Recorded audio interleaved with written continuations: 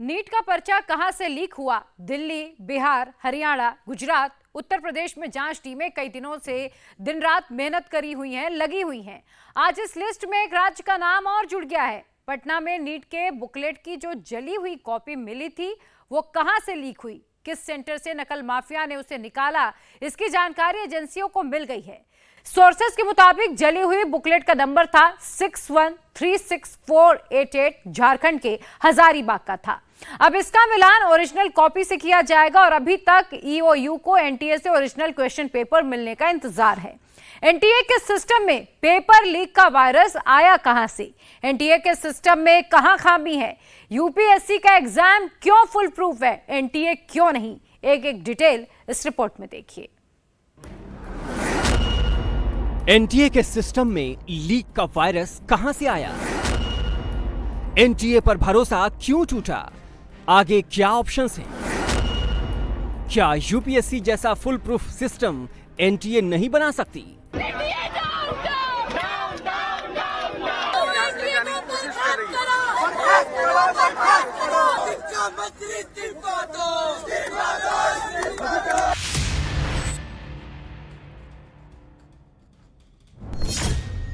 NTA महज 5 साल में क्यों बार बार फेल हो रही है? उसके सिस्टम में पेपर लीक का वायरस कैसे एंट्री मारता है और एनटीए उसे क्यों नहीं रोक पाती?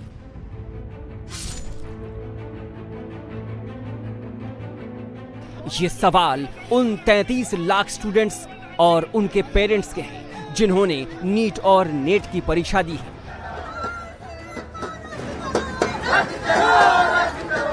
आखिर एनटीए है क्या, कब बना और अचानक कैसे अपने मकसद में लगातार फेल होने लगा?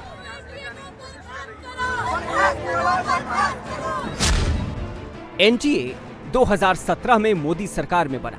2019 में एग्जाम कराने का सिलसिला शुरू हुआ, लेकिन एनटीए की नींव मोदी सरकार से बहुत पहले 1986 और 1992 में ही पड़ चुकी थी।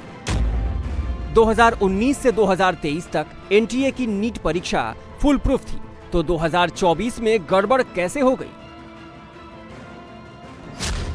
2019 से 2023 तक एनटीए नीट परीक्षा ऑनलाइन कराता था। 2024 में नीट परीक्षा ऑफलाइन मतलब पेन पेपर से हुई। यूजीसी नेट परीक्षा भी ऑफलाइन यानी पेन पेपर से हुई। यहीं पर गड़बड़ हो गई, नेट को रद्द करना पड़ा और नीट विवादों में है। मोदी सरकार ने परीक्षाओं में भ्रष्टाचार की सफाई शुरू कर दी है। नेट में गड़बड़ी की जांच सीबीआई को दे दी गई है और नीट की जांच हाई लेवल कमेटी को सौंप दी गई है। हाई लेवल कमेटी एनटीए का स्ट्रक्चर ठीक करेगी, फंक्शनिंग को बेहतर करेगी, एग्जाम प्रोसेस में बदलाव कर ट्रांसपेरेंसी बढ़ाने पर जोर रहेगा, डाटा सिक्योरिटी पर फोकस करेगी। सरकार जीरो एरर की पॉलिसी पर काम कर रही है क्योंकि सवाल देश के भविष्य का है। एक उच्च स्तरीय एक्सपर्ट्स की कमेटी बनेगी जो आज के दिनों में भारत जैसे देश में, इतने बड़े देश में जो करोड़ों विद्यार्थी, पिछले साल एनटीए के अंदर 1,30,00,000 विद्यार्थी पढ़ाई के लिए एंट्रेंस एग्जामिनेशन नहीं तो नौकरी के लिए एग्जामिनेशन दिए थे। इस साल अब तक 80 लाख विद्यार्थी परीक्षा दे चुके हैं। इसलिए हमारे देश की आकार, साइज एंड स्केल को देखते हुए हमें निश्चित रूप में जीरो एरर की व्यवस्था करनी ही पड़ेगी। इसके लिए क्या क्या आधुनिक प्रणाली को उपयोग करना पड़ेगा, उसकी स्ट्रक्चर कैसे होगी, उसमें ट्रांसपेरेंसी कैसे होगी, इसमें डाटा की दुनिया कैसे रहेगी, उसकी फंक्शनल इश्यूज क्या क्या रहेंगे, ये सारे के ऊपर एक प्रोग्रेसिव तरीके से सोचने की आवश्यकता हो रही है। ये कमेटी से हम लोग ऐसे ही अपेक्षा करेंगे कि आधुनिक प्रणाली हम लोगों को सुझाए और एक्सपर्ट ही सुझाए। अब सवाल उठता है कि अगर एनटीए का सिस्टम 2019 से 2023 तक ऑनलाइन और फुल प्रूफ था, तो फिर 2024 में परीक्षाओं को ऑफलाइन क्यों किया गया? 2024 में नीट एग्जाम में 24 लाख स्टूडेंट्स थे। स्वास्थ्य मंत्रालय ने सुप्रीम कोर्ट की गाइडलाइंस का हवाला देते हुए ऑनलाइन एग्जाम कराने से मना कर दिया। वजह बताई गई, इतने ज्यादा स्टूडेंट्स के लिए एग्जाम सेंटर में कंप्यूटर का इंतजाम नहीं हो सकता। हालांकि जेईई में 12 लाख से ज्यादा स्टूडेंट्स बैठे थे और उनकी परीक्षा ऑनलाइन हुई थी। तो क्या एनटीए पेन पेपर वाले सिस्टम की वजह से फेल हुआ ये सवाल इसलिए है क्योंकि पेन पेपर से परीक्षा कराने में गड़बड़ी के चांस बढ़ जाते हैं। ऑनलाइन में साइबर सिक्योरिटी प्रोटोकॉल का पालन होता है, जबकि ऑफलाइन में 11 स्टेप ऐसे होते हैं जहां पेपर और OMR शीट किसी न किसी के संपर्क में आती ही है। सवालों की सेटिंग, प्रिंटिंग के लिए पेपर भेजना, प्रिंटर पर पेपर प्रिंट करते वक्त प्रश्न पत्रों की पैकिंग, पेपर्स के पैकेट का ट्रांसपोर्टेशन, स्टोरेज, परीक्षा केंद्रों में पेपर बांटना, प्री टेस्ट और पोस्ट टेस्ट के काम में अलग अलग कर्मचारी लगे होते हैं। जैसे नीट के पेपर के दौरान गोधरा सेंटर में हुआ, जहां स्टूडेंट्स को OMR शीट में उन सवालों के जवाब ब्लैंक छोड़ने को कहा गया जिनके सही जवाब उन्हें नहीं मालूम थे। साजिश थी कि परीक्षा सेंटर से स्कैनिंग सेंटर तक ले जाने के दौरान OMR शीट भर दी जाएगी। गोधरा जैसी OMR शीट भरने की साजिश कई और शहरों और एग्जाम सेंटर्स में हुई हो, इसकी आशंका से इनकार नहीं किया जा सकता। NTA इस मामले में गुजरात पब्लिक सर्विस कमीशन से सीख सकता है, जहां एग्जाम खत्म होने के 40-45 मिनट के भीतर ही OMR शीट अपलोड कर दी जाती है, जिसे स्टूडेंट्स चेक भी कर सकते हैं। नीट में इस साल 67 बच्चों ने फुल मार्क्स यानी 720 नंबर पाए हैं, जिसमें 8 स्टूडेंट एक ही एग्जाम सेंटर के हैं। ये भी आशंकाओं को बल दे रहा है। NTA के अधिकारी दोषी हों या शिक्षा मंत्रालय के अधिकारी दोषी हों, बड़े अधिकारी दोषी हों, क्या उनके खिलाफ भी कार्रवाई हो सकती है? निश्चित रूप में कोई भी व्यक्ति उसमें संश्लिष्ट रहेगा। देश की विद्यार्थियों के भविष्य के ऊपर, उनकी सुरक्षा के ऊपर कोई नहीं है, कोई संस्था नहीं है, कोई अधिकारी नहीं है, कोई नहीं है। अब सवाल उठता है कि UPSC भी अपने पेपर ऑफलाइन यानी पेन पेपर से कराता है, तो उसका सिस्टम कैसे फुल प्रूफ है? NTA में परीक्षा केंद्र का कोऑर्डिनेटर किसी स्कूल के प्रिंसिपल को ही बना दिया जाता है। सेंटर पर परीक्षा कराने की जिम्मेदारी स्कूल मैनेजमेंट की होती है। UPSC में DM को कोऑर्डिनेटर नियुक्त किया जाता है। DM परीक्षा की मॉनिटरिंग करते हैं। शिक्षा विभाग के कर्मचारियों की ड्यूटी लगती है। NTA में परीक्षा केंद्रों के ऑब्जर्वर उसी शहर के स्कूलों का टीचिंग स्टाफ और मैनेजमेंट होता है। UPSC में परीक्षा केंद्रों के ऑब्जर्वर दूसरे जिलों से नियुक्त किए जाते हैं। NTA के पेपर 6 से 7 घंटा पहले परीक्षा केंद्र के कोऑर्डिनेटर के पास पहुंच जाते हैं। UPSC में स्ट्रांग रूम से पर्चा 1 घंटा पहले ही बाहर निकलता है। NTA पेपर सेट करने के अलावा परीक्षा का सारा काम ठेके पर कराता है। UPSC जिले के DM के जरिए पूरी परीक्षा करवाता है। NTA 2019 से आया, उससे पहले मेडिकल और इंजीनियरिंग परीक्षाएं कैसे होती थीं? 2019 से पहले मेडिकल के लिए all India pre medical test होता था, जिसे CBSE कराता था। 2006 से 2019 तक JEE mains exam all India engineering entrance exam था, जिसे CBSE कराता था।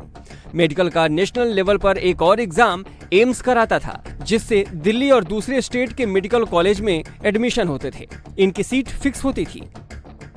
इसके अलावा स्टेट लेवल पर मेडिकल और इंजीनियरिंग के एग्जाम होते थे।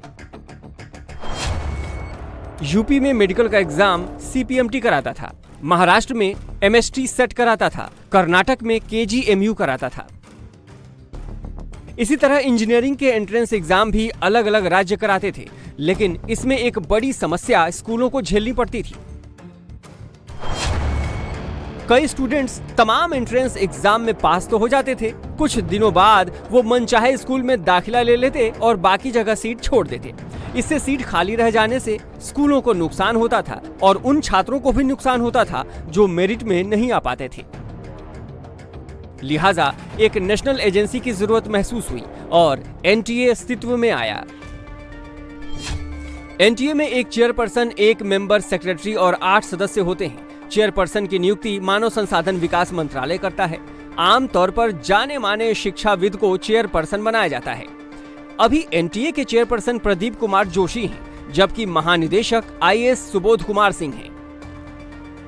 NTA की चर्चा नीट और नेट एग्जाम को लेकर हो रही है, लेकिन NTA करीब 25 बड़े एग्जाम कराता है, जिसमें 3 स्कूलों में एडमिशन के एग्जाम, 7 नौकरी के एग्जाम्स, 15 यूनिवर्सिटी और कॉलेजों में एडमिशन के एग्जाम शामिल हैं।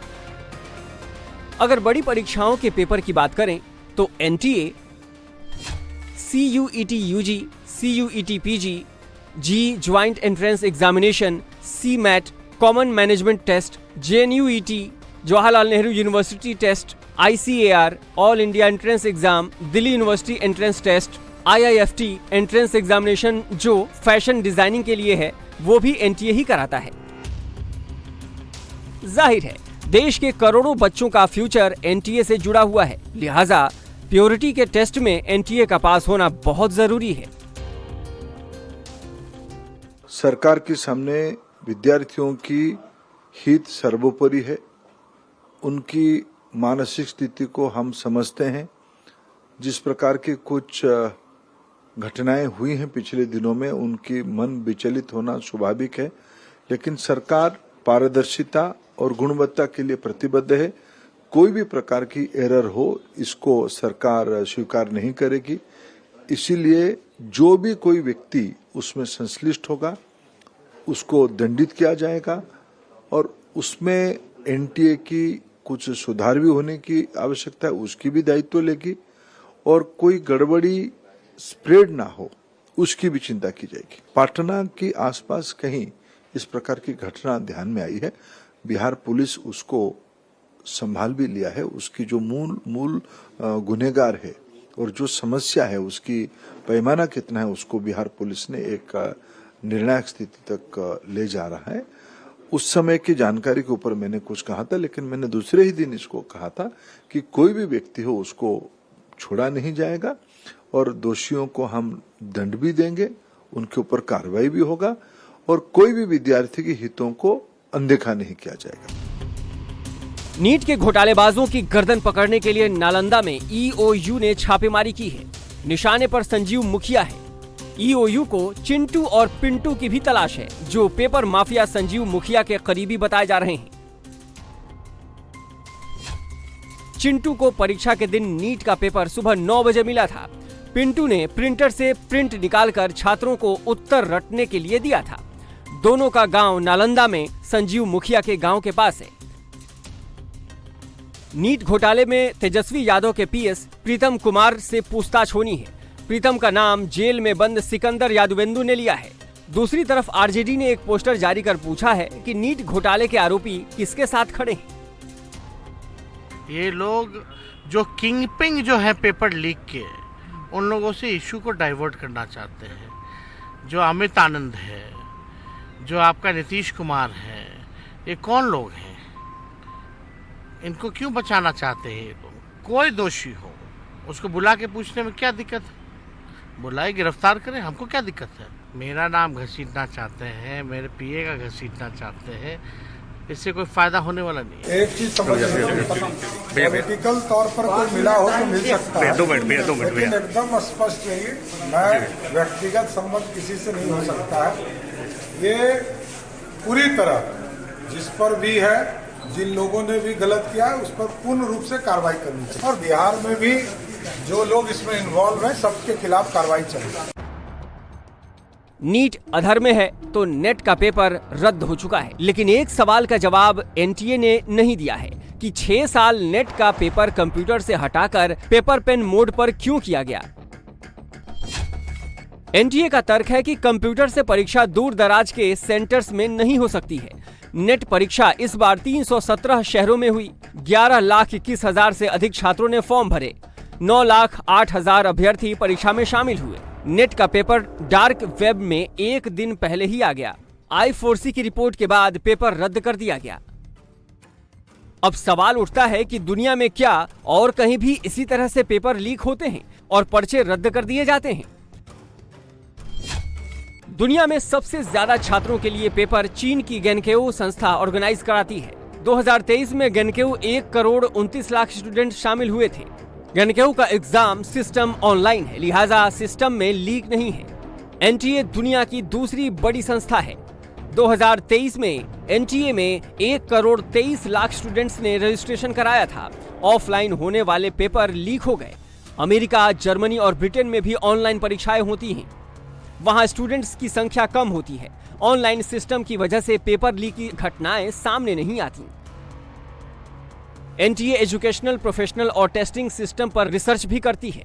एनटीए परीक्षाओं के क्वेश्चन पेपर तैयार करने वाले एक्सपर्ट और संस्थाओं की पहचान भी करती है। मतलब एनटीए पेपर बैंक बनाने वाली संस्था है जो ठेके पर परीक्षाएं आयोजित करती है। ऑफलाइन परीक्षाएं होने पर ठेके वाली संस्थाओं पर उसकी निर्भरता ही एनटीए की सबसे कमजोर नस है, जिसे दुरुस्त किए बिना नीट की शुद्धता वापस नहीं लाई जा सकती।